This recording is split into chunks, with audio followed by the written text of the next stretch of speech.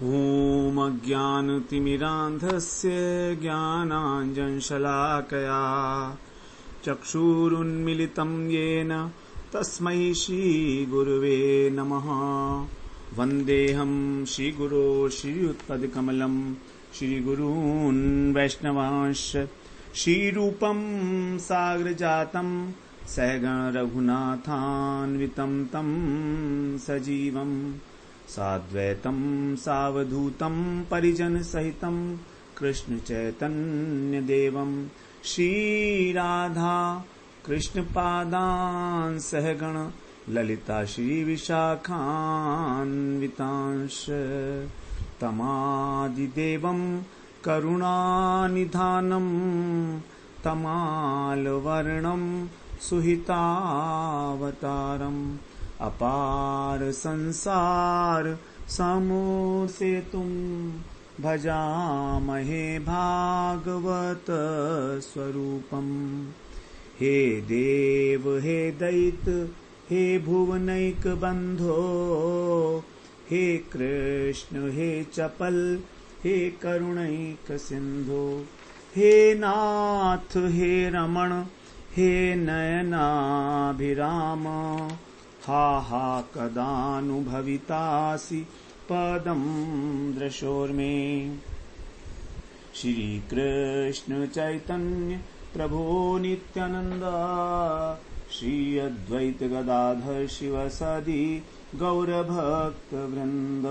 हरे कृष्ण कृष्ण कृष्ण हरे हरे, हरे राम राम राम हरे हरे। हरे कृष्णा। सर्वप्रथम मैं अपने गुरुपाद पद्म ओम विष्णुपाद अष्टोत्तर शत श्री श्रीमद् भक्तिवेदांत माधव गोस्वामी महाराज के चरण कमलों में अनंत कोटि दंडवत प्रणाम ज्ञापन करता हूं। हम लोग श्रीमद् भागवत पुराण का श्रवण कर रहे हैं। पिछले सत्र में हम लोगों ने तृतीय स्कंध तक की कथा का श्रवण किया। सिंहावलोकन न्याय के अनुसार हमारे जो 3 स्कंध अभी तक पूरे हुए हैं, उसमें पहले स्कंध के अनुसार अधिकार लीला का वर्णन था कि इस कथा के लिए श्रोता कौन है और वक्ता कौन है, उनके क्या क्या अधिकार हैं। तो उस अधिकार के अनुसार ही उस स्कंध को हम लोगों ने 3 प्रकरण में विभाजित किया।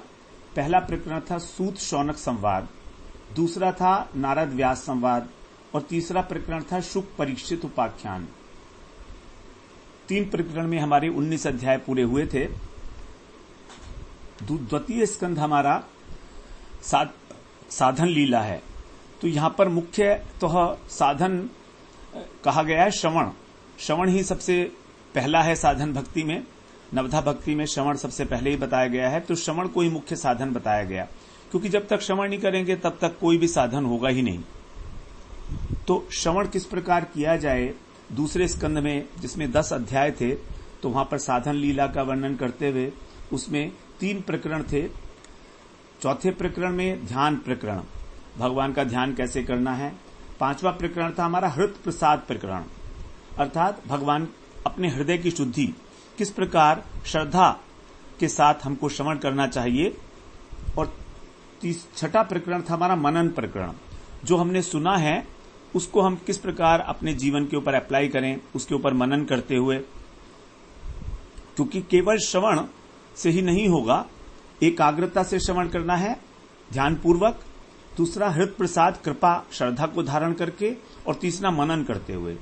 इस प्रकार से 3 प्रकरण थे, उसमें हम लोगों ने वहां पर उसको श्रवण किया। तीसरे प्रकरण में, 6ठे प्रकरण में जो था मनन प्रकरण, उसमें सृष्टि की उत्पत्ति के विषय में भी बताया गया था। अब तीसरे स्कंद के अंदर हमारे 5 प्रकरण थे। तो प्रकरण 7वां जो प्रकरण था, 6 प्रकरण तो हमारे 2 स्कंद तक हो गए थे। 7वां प्रकरण था हमारा सात्विक सृष्टि। उसमें विदुर उद्धव जी का संवाद हुआ, विदुर मैत्रेय संवाद हुआ, फिर ब्रह्मा जी को भगवान ने उपदेश दिया। 8वें प्रकरण में राजसिक सृष्टि था। इसके अंदर अनेक प्रकार की सृष्टि थी का वर्णन किया गया और वराह अवतार का प्रसंग आया। रुद्र की उत्पत्ति भी इसमें बताई गई। 9वां प्रकरण था हमारा तामसिक सृष्टि प्रकरण। इसमें हिरण्याक्ष का चरित्र वर्णन किया गया 10वां प्रकरण था कर्दम उपाख्यान, कर्दम जी के विषय में। और फिर 11वां प्रकरण था, सबसे महत्वपूर्ण प्रकरण था, सबसे इंपॉर्टेंट, कपिल देवहूति उपाख्यान।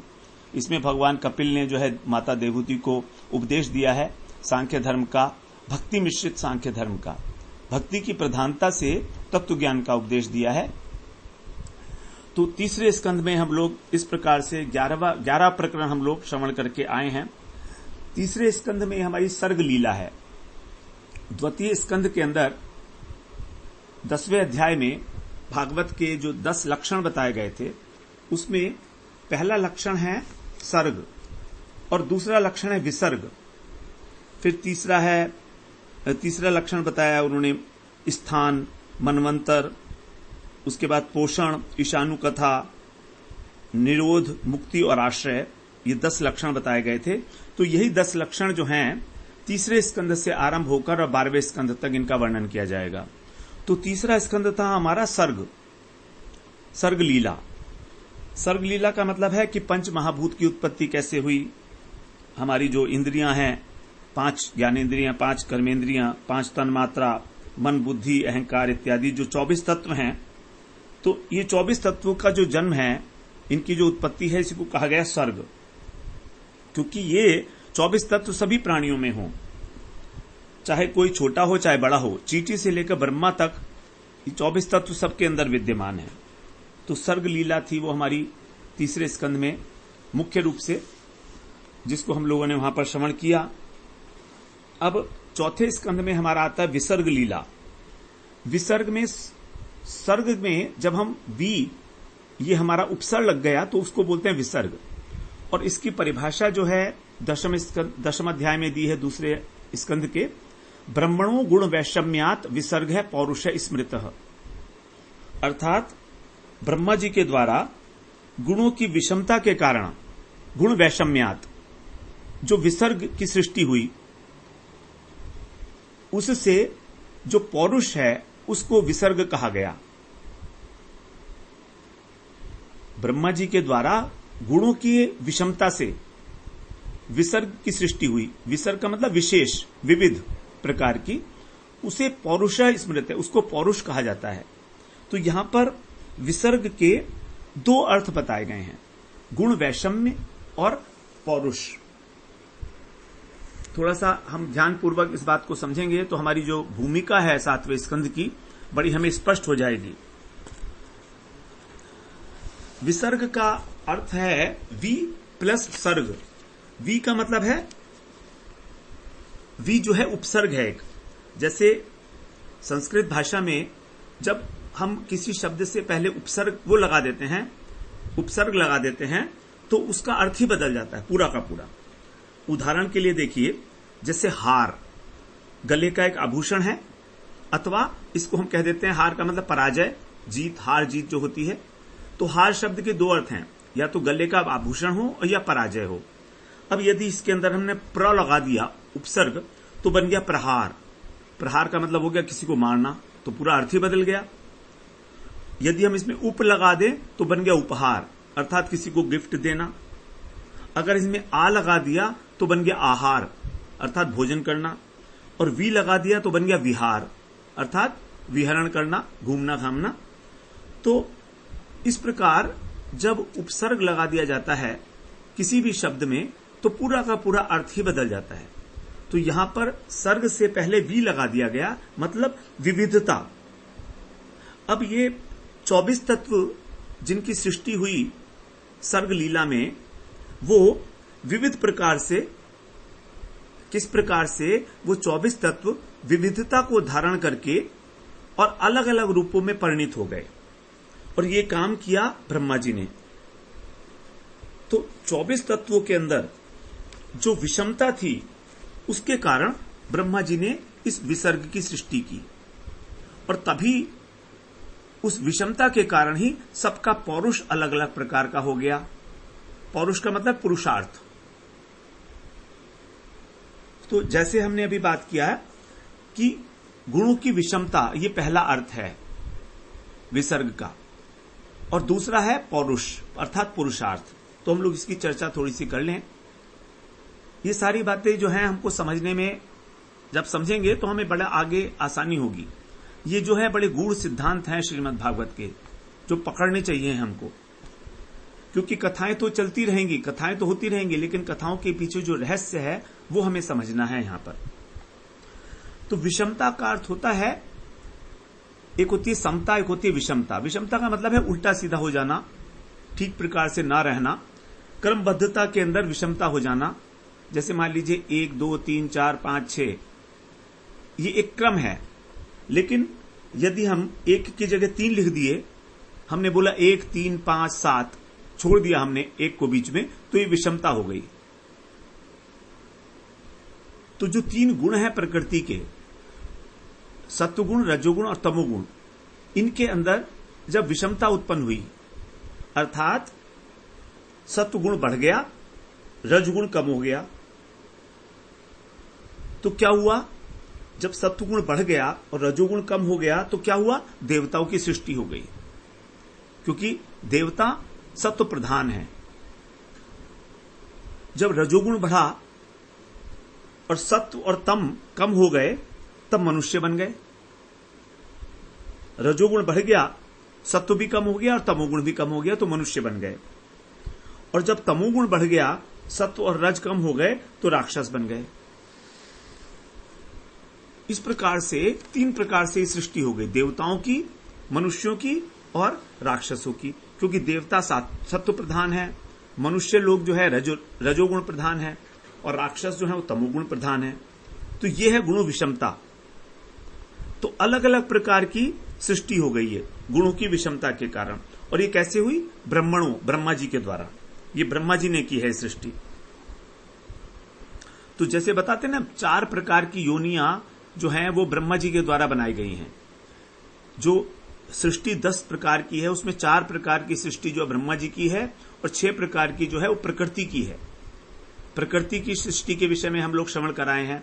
सबसे पहला सृष्टि है प्रकृति की महत्त्व, उसके बाद है अहंकार, उसके बाद है सात्विक अहंकार, राजसिक अहंकार, तामसिक अहंकार, 5 हो गए। उसके बाद है अज्ञान। ये 6 प्रकार की सृष्टि है प्रकृति की, और ब्रह्मा जी के द्वारा है स्थावर, तिर्यक, मनुष्य और देवता। तो उसी प्रकार से अब जो पौरुष है, आगे कह रहे हैं पौरुष है स्मृत है। तो पौरुष का अर्थ होता है पुरुषार्थ, तो इसी को पुरुषार्थ। अब देवताओं का, मनुष्यों का और राक्षसों का पुरुषार्थ अलग अलग प्रकार का होगा, क्योंकि उनके अंदर गुणों में विषमता है। सबका स्वभाव चेंज हो जाएगा, आचरण बदल जाएगा। तो इस विषमता के कारण, विविधता के कारण स्वभाव में और आचरण में विविधता आ गई। सबके आचरण पृथक पृथक हो गए। जैसे देवता सत्वगुणी हैं, उनका स्वभाव भी अलग है, आचरण भी अलग है। मनुष्य का स्वभाव अलग है, आचरण भी अलग है। राक्षसों का अलग है। इंद्रियां वही हैं, सबके पास वही 5 ज्ञानेंद्रियां, 5 कर्मेंद्रियां हैं। जैसे उदाहरण के लिए ले, यज्ञ जो है राक्षसों के द्वारा भी किया जाता है, मनुष्यों के द्वारा भी किया जाता है, और देवताओं के द्वारा भी किया जाता है। रामायण में बताया गया कि मेघनाद ने भी एक यज्ञ किया था, क्योंकि यज्ञ तो भगवान का स्वरूप है, विष्णु है। यज्ञ पुरुष तो भगवान ही है। तो मेघनाद कर मखई अपावन, जो वाल्मीकि रामायण में उसमें कहा है मेघनाद कर मखई अपावन। मखई का मतलब यज्ञ, अर्थात मेघनाद ने अपवित्र यज्ञ किया। तो क्योंकि वो राक्षस प्रवृत्ति है, तो अपवित्र यज्ञ कर रहा है, क्योंकि वो भगवान के विरोध में है, इसलिए वो तमोगुण हो गया, और इसलिए सफल भी नहीं हुआ। और यही यज्ञ दशरथ जी ने भी किया था। राजा दशरथ ने पुत्रेष्टि यज्ञ किया था, जब उनके पुत्र नहीं हो रहे थे तो। और उसका फल क्या हुआ था? उसका फल हुआ था कि भगवान राम उनके घर में आए थे, भगवान मिल गए उनको। तो यही है विविधता, यही है विसर्ग। अब ये भागवत कथा कोई राजसिक व्यक्ति करेगा तो राजसिक कथा होगी, कोई सात्विक करेगा तो सात्विक होगी, और कोई तमोगुणी करेगा तो तमोगुणी भी हो जाएगी भागवती कथा। यही भागवती कथा। तो ये निर्भर करता है कि कौन उस भागवत कथा का वर्णन कर रहा है। इसीलिए अत्यंत सावधानी की आवश्यकता होती है कथा को श्रवण करने में, क्योंकि वक्ता के जो हृदय के भाव हैं वो हमारे हृदय के अंदर संचरित होते हैं। हम एकाग्रता से श्रद्धापूर्वक कथा सुन रहे हैं तो उसके भाव हमारे हृदय में आएंगे ही आएंगे, और तभी हमारे को उस कथा में रुचि भी आएगी। तो जो सात्विक हैं वही सात्विक व्यक्ति के द्वारा भागवत कथा को श्रवण करना पसंद करेंगे, लेकिन जो राजसिक व्यक्ति हैं उन्हें सात्विक व्यक्ति की कथा अच्छी नहीं लगेगी। वो कहेंगे क्या है, तो भगवत प्राप्ति की बातें करते रहते हैं, प्रेम की बातें करते हैं, अरे घर में खाने को नहीं है, बीमार पड़े हुए हैं, हमें तो भागवत इसलिए सुननी है कि हमारे बच्चे ठीक हो जाएं, हमारी रोजी रोटी लग जाए, हमारी शादी लग जाए, हो जाए, हमारी नौकरी लग जाए, हमारी बीमारी ठीक हो जाए। तो राजसिक है। तो जो राजसिक व्यक्ति कथा करेगा उसमें उनकी रुचि हो जाएगी। तो कथा भी जो है सात्विक और राजसिक जो है वक्ता के भेद से ही होगी। जैसा वक्ता होगा उसके चारों ओर उसी प्रकार के श्रोता भी इकट्ठे हो जाएंगे, क्योंकि यही है गुणों की विषमता, यही है विसर्ग। अब दूसरा अर्थ जो बताया था विसर्ग का वो है पौरुष। पौरुष का मतलब है पुरुषार्थ, अर्थात जिस प्रकार का उसका स्वभाव है उसी प्रकार का वो पुरुषार्थ करेगा। अब मनुष्य के 4 पुरुषार्थ बताए गए हैं, धर्म, अर्थ, काम और मोक्ष। तो इस चौथे अध्याय के जिस चौथे स्कंध में इन चारों का ही वर्णन किया गया है, धर्म, अर्थ और काम और मोक्ष का। अब धर्म का वर्णन करते हुए यहां पर जो चौथे अध्याय के अंदर जो विविधता है, मन की वासनाएं हैं मनुष्य के अंदर, जीव में अनेक अनेक प्रकार की वासनाएं हैं और अलग अलग उनको नाम मिला हुआ है। इसीलिए किसी को देवता कहते हैं, किसी को राक्षस कहते हैं, किसी को मनुष्य कहते हैं, किसी को पशु पक्षी कहते हैं। अलग अलग रूप है, अलग अलग आकृति है। तो स्वभाव, आचरण, आकृति, नाम, रूप सब कुछ अलग अलग है। गुणों की विषमता के कारण ही है सब कुछ, यही है विसर्ग। तो ये जो हमारा चतुर्थ स्कंद है ये नाम रूप प्रधान, अर्थात इसमें नाम की और रूप की प्रधानता है। देवता अलग, मनुष्य अलग और राक्षस अलग, उनका पुरुषार्थ भी सबका अलग अलग होगा।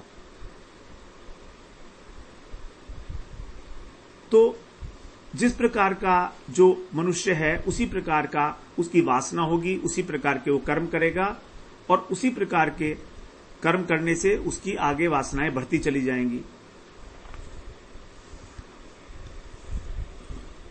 अब यहां पर जो पहले 7 अध्याय हैं इसमें है धर्म प्रधान सृष्टि का वर्णन।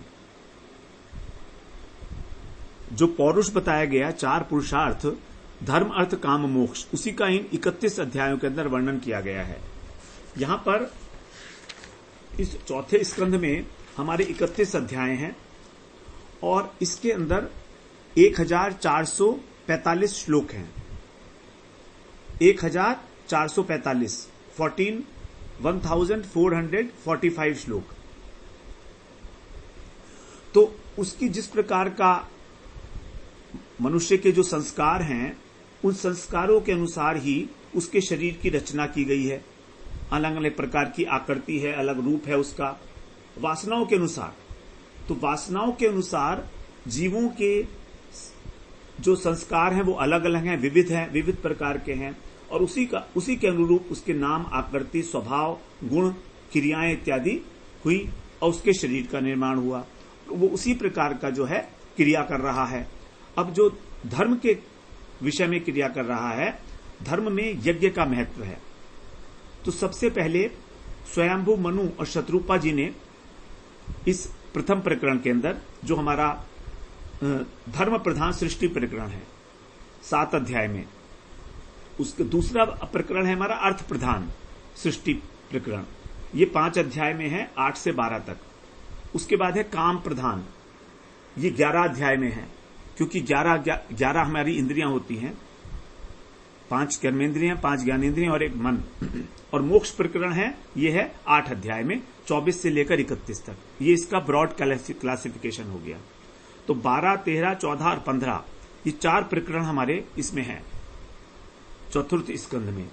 अब हम बात कर लेते हैं थोड़ी सी धर्म प्रधान सृष्टि प्रकरण के विषय में।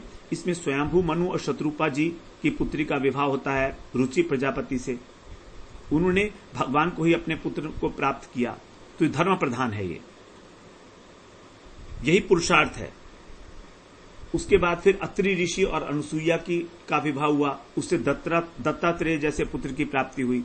दत्तात्रेय जी जो शिव जी के अंश हैं। और जब दक्ष ने यज्ञ किया तो उसने भगवान की शरण नहीं ली। दक्ष ने अहंकार पूर्वक यज्ञ किया, तो इस प्रकार भगवान की शरण न लेने के कारण उसका यज्ञ निष्फल हो गया। लेकिन बाद में जब दक्ष ने शरण ले ली तो सफल भी हो गया।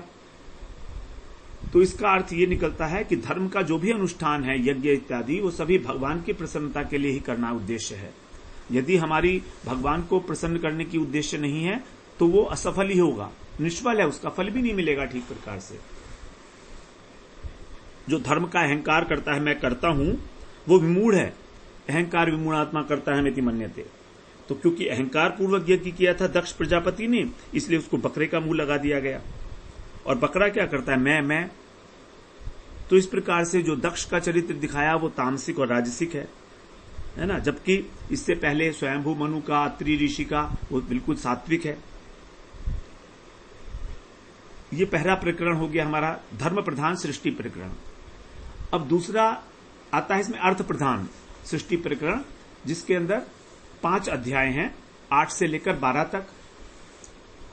इसमें ध्रुव महाराज की कथा है, क्योंकि ध्रुव महाराज अर्थ प्रधान है, अर्थात उनको राज्य की अभिलाषा है, वो राज्य प्राप्त करना चाहते हैं। इसलिए उन्होंने भगवान की आराधना की और उनको अर्थ की प्राप्ति हुई, अपनी मेहनत से की है। इसीलिए जो कुछ भी उन्हें मिला वो उतना ही मिलेगा जितना वो चाहते थे, अर्थात सीमित मात्रा में। देखिए, जब हम अपने आप परिश्रम से कुछ प्राप्त करते हैं तो हमें वही मिलेगा जितना हमने परिश्रम किया। जितना हम कमा सकते हैं उतना ही मिलेगा हमको। और वो जो हमको मिला है वो भी हमेशा नहीं रहने वाला है, क्योंकि वो तो हमारी मेहनत है। क्योंकि कहा जाता है कि धन और धनवान का कभी भी नित्य संयोग नहीं है, क्षणिक संयोग है। कुछ समय के लिए धन धनवान के पास रहता है, उसके बाद धन छोड़कर चला जाता है, तो वो ना धनवान रहता है और न धन रहता है। क्योंकि जब धन ही नहीं रहा तो धनवान कैसे होगा। तो एक बार मिल गया तो इसका अर्थ ये नहीं है कि हमेशा रहेगा वो।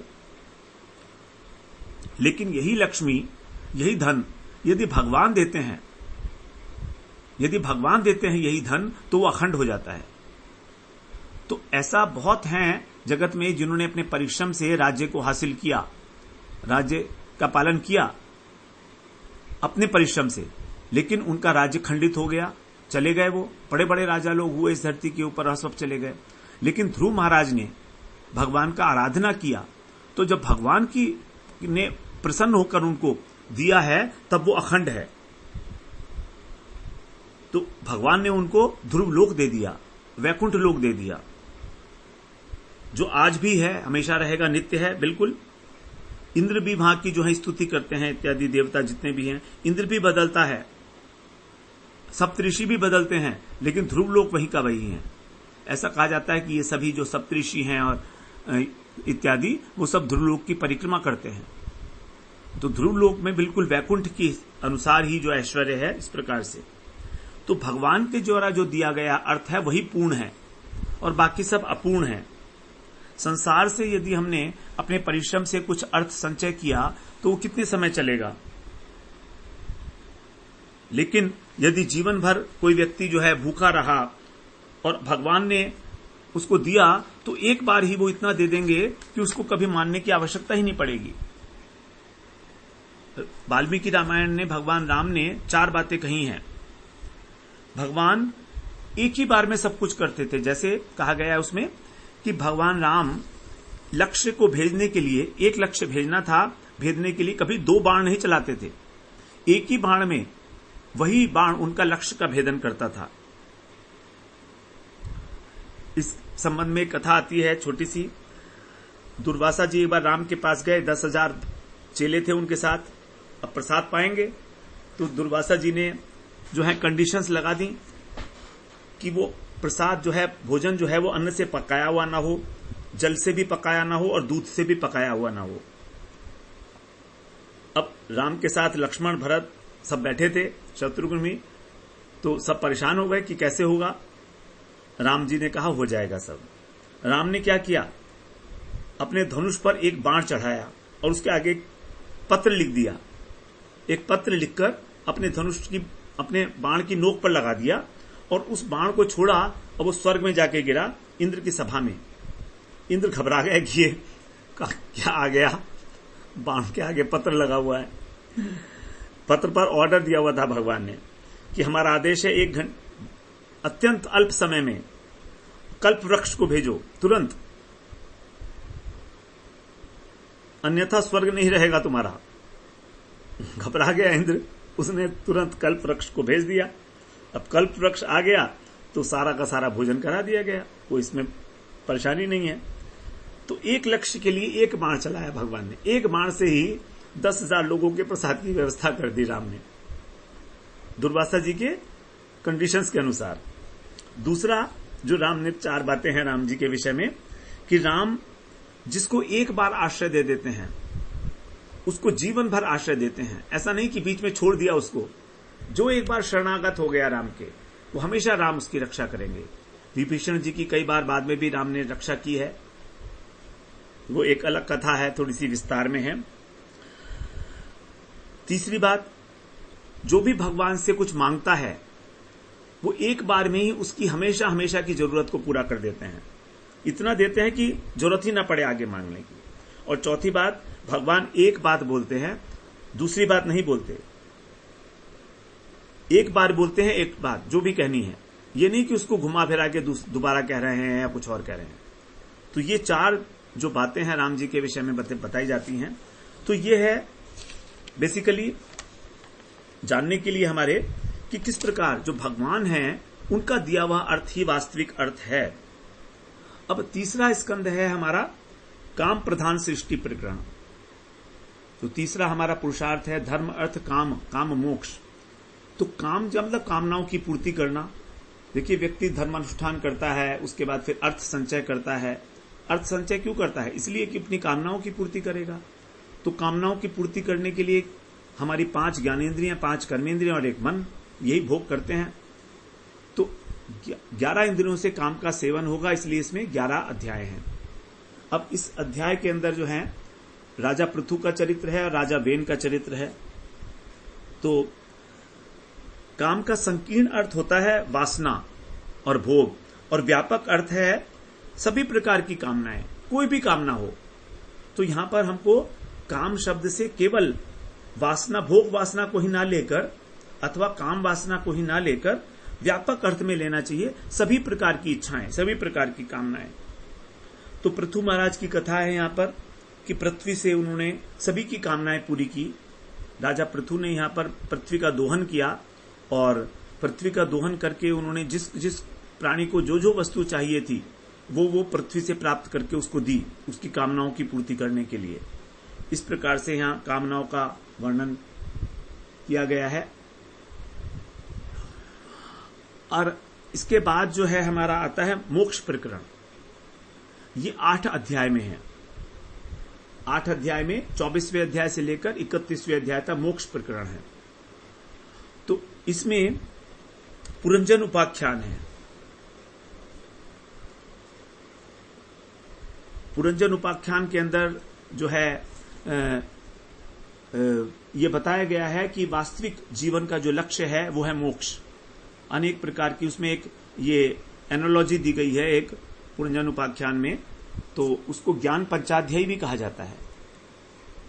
5 अध्याय पुरंजन उपाख्यान के इन 8 अध्याय में से ज्ञान पंचाध्यायी के नाम से प्रसिद्ध हैं। और पुरंजन उपाख्यान बहुत इंपॉर्टेंट है क्योंकि उसमें प्राचीन बरही जो अत्यंत यज्ञ इत्यादि करते थे और कामनाएं, पशुओं की बलि वगैरह चढ़ाते थे, उनको एक बार नारद जी मिलते हैं और नारद जी उनसे कहते हैं कि ये तुम क्या कर रहे हो, ये सारे के सारे पशु जो तुम यज्ञ में मार रहे हो ये सब तुम्हारी मरने के बाद तुमको खाएंगे।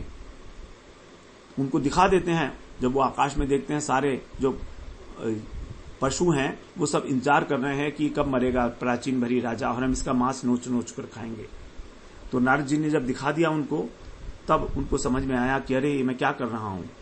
तब नारद जी ने उनको एक कथा सुनाई पुरंजन नाम के एक व्यक्ति की, तो उसको पुरंजन उपाख्यान कहा जाता है।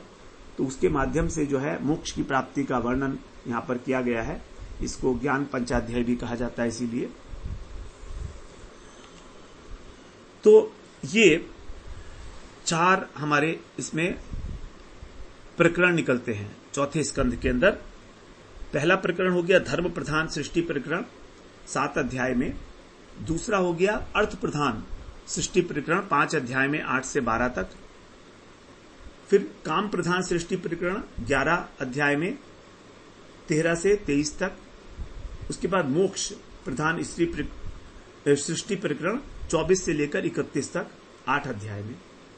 31 अध्याय हैं यहां पर सब मिलाकर। तो विसर्ग का अर्थ हो गया गुण की विषमता और पुरुषार्थ, अर्थात कर्म करना। गुणों की विषमता के द्वारा ही सब प्रकार के कर्म किए जाते हैं, अलग अलग प्रकार के। कोई सात्विक करता है, कोई राजसिक करता है, कोई तामसिक करता है। और इन तीनों के अनुसार ही 4 प्रकार के पुरुषार्थ को वो अपनी सिद्ध करता है। धर्म अर्थ काम मोक्ष का जो साधन है वो यही है, या तो सात्विक होगा या राजसिक होगा या तामसिक होगा। तो पुरंजन उपाख्यान के द्वारा ये दिखाया गया कि यदि हमें भक्ति चाहिए तो किसी प्रकार के कर्म के अनुष्ठान से नहीं होगी, वो किसी प्रकार के यज्ञ से हमको भक्ति नहीं मिलने वाली है। उसके लिए आवश्यकता है तत्व ज्ञान की और भगवान के साथ अपना संबंध स्थापित करके और भगवान का भजन करने की। तो यहां पर सत्वगुण, रजोगुण और तमोगुण, इन तीनों के अनुसार ही पौरुष का वर्णन किया गया है, पुरुषार्थ का, कि 4 प्रकार के पुरुषार्थ इन 3 प्रकार के व्यक्तियों के द्वारा, देवता, मनुष्य और राक्षस, इन तीनों के द्वारा किस प्रकार से साधित होते हैं। ये सब बताने का अर्थ है केवल इतना कि इस सर्ग लीला और विसर्ग लीला के माध्यम से हम भगवान की महिमा का ज्ञान कर पाएं कि भगवान किस प्रकार से सबके अधिपति हैं, सबके स्वामी हैं और सभी उनके अंश हैं। प्रत्येक व्यक्ति अपने अपने स्वभाव के अनुसार भगवान की सेवा कर रहा है, लेकिन उस सेवा का क्या फल मिलेगा वो सारी बातें यहां पर बड़े विस्तार से दी गई हैं, जिससे कि हमें अपने जीवन के लिए हम एक रूपरेखा तैयार कर सकें। क्योंकि यहां पर जो देवता हैं और राक्षस हैं, ये दोनों ही कश्यप जी की संतान हैं। दोनों ही, इनकी माता अलग अलग है लेकिन पिता एक है, लेकिन तो भी दोनों के अंदर नित्य दुश्मनी है। यही है गुणों की विषमता। देवता और दैत्य दोनों। तो इस प्रकार से गुणों की विषमता के कारण जो 4 प्रकार के पुरुषार्थों को क्रियान्वयन किया जा रहा है, उसको अलग अलग दृष्टांत के माध्यम से देके फिर उसके सिद्धांत का प्रतिपादन किया गया है इस चतुर्थ स्कंध के अंदर, बहुत ही सुंदर प्रकार से। बड़ी इसके अंदर तत्व ज्ञान की बातें भी हैं और दृष्टांत भी हैं। जैसे यहां पर पहले जो धर्म प्रधान सृष्टि प्रकरण है, उसमें स्वयंभू मनु की कन्याओं का वर्णन है। उनकी 3 कन्याएं थीं, आकुति, देवहूति और प्रसूति। उसके बाद शिवजी का और दक्ष प्रजापति, इनका जो आपस में कलह हुआ था, उसका वर्णन किया गया। फिर सती का जो दाह होता है, अग्नि में प्रवेश करती हैं यज्ञ कुंड के अंदर अपने पिता के यहाँ, और किस प्रकार से फिर दक्ष का यज्ञ जो है विध्वंस हो जाता है और उसकी पूर्ति भी हो जाती है। ये कथा इसमें धर्म प्रधान सृष्टि प्रकरण में मुख्य रूप से 7 अध्याय के अंदर वर्णन है। जो दूसरा प्रकरण है इसमें हमारा, अर्थात 13वां प्रकरण, उसमें काम प्रधान सृष्टि प्रकरण जो है, उस ध्रुव जी के द्वारा जो है जब अपमान कर दिया जाता है उसकी सौतेली माता के द्वारा ध्रुव जी का, तो वन में चले जाते हैं, वहां पर भगवान का भजन करते हैं वो नारद जी के उपदेश के अनुसार, और भगवान के दर्शन करके उनसे वर प्राप्त करते हैं। उसके बाद फिर जो उनका छोटा भाई है उत्तम, उसको गंधर्व लोग मार देते हैं, यक्ष लोग। तो यक्ष लोगों के साथ जो है ध्रुव जी का युद्ध होता है, और स्वयंभू मनु आकर स्वयं ध्रुव महाराज को कहते हैं युद्ध बंद करो, समझाया उनको, समझ गए ध्रुव जी। और फिर ध्रुव जी को जो है ध्रुव लोक की प्राप्ति होती है। कुबेर जी वरदान देते हैं उनको, जो यक्ष के अधिपति हैं। फिर तो धर्म अर्थ काम, काम प्रधान जो प्रकरण है उसमें 11 स्कंध हैं। तो राजा वेन की कथा है, राजा पृथु का आविर्भाव होता है, उनका राज्याभिषेक होता है। पृथु महाराज जो है पृथ्वी के ऊपर कुपित होते हैं, तो पृथ्वी उनकी स्थिति करती है। पृथ्वी का नाम ही पृथु महाराज के ऊपर है। फिर पृथ्वी का दोहन किया जाता है। पृथु महाराज उसको पुत्री के रूप में स्वीकार करते हैं, इसलिए उसका नाम पृथ्वी कहा जाता है। उसके बाद फिर पृथु महाराज 100 अश्वमेघ यज्ञ करते हैं, वहां पर भगवान का प्रादुर्भाव होता है। और पृथु महाराज फिर प्रजा को अपनी उपदेश देते हैं कैसे धर्म पालन करना चाहिए। और बाद में सनकादिक ऋषि जो हैं आकर पृथु महाराज को उपदेश देते हैं, और वो तपस्या में चले जाते हैं। फिर जो धर्म अर्थ काम मोक्ष प्रधान जो प्रकरण है हमारा सृष्टि प्रकरण, उसमें पुरंजन उपाख्यान का आरंभ होता है। प्रचेताओं की कथा है। प्रचेताओं को भगवान रुद्र जो हैं उपदेश देते हैं। रुद्र गीत भी इसके अंदर है। और उसके बाद फिर पुरंजन उपाख्यान है। इसमें शिकार खेलते खेलते राजा पुरंजन जो है वो वन में एक मोहित हो जाते हैं एक स्त्री के ऊपर, इस प्रकार से, और उनको स्त्री की योनि प्राप्त होती है अंत में। उसका फिर तात्पर्य बताया जाता है कि क्या है। बेसिकली ज्ञान पंचाध्यायी है। 5 अध्याय के अंदर 25 से लेकर और 29 अध्याय तक ज्ञान पंचाध्यायी कहा जाता है। उसके बाद फिर प्रेचेताओं को भगवान जो है वरदान देते हैं, और नारद जी उपदेश देते हैं, उनको परम पद की प्राप्ति होती है। तो ये संक्षेप में कथा वस्तु है चौथे स्कंद की। 4 प्रकरण के अंदर जो है धर्म प्रधान, अर्थ प्रधान, काम प्रधान और मोक्ष प्रधान, इसको हम लोग जो है अब आगे अगले सत्र से श्रवण करना आरंभ करेंगे। जैसा बताया इसमें 31 अध्याय हैं, 1445 श्लोक हैं। बड़े धैर्य पूर्वक हम लोग को इसका श्रवण करना है। उसको हम लोग फिर अगले सत्र से आरंभ करते हैं। वांछा कल्पतरुभ्यश्च कृपा सिंधुभ्येव च पतितानां पावनेभ्यो वैष्णवेभ्यो नमो नमः।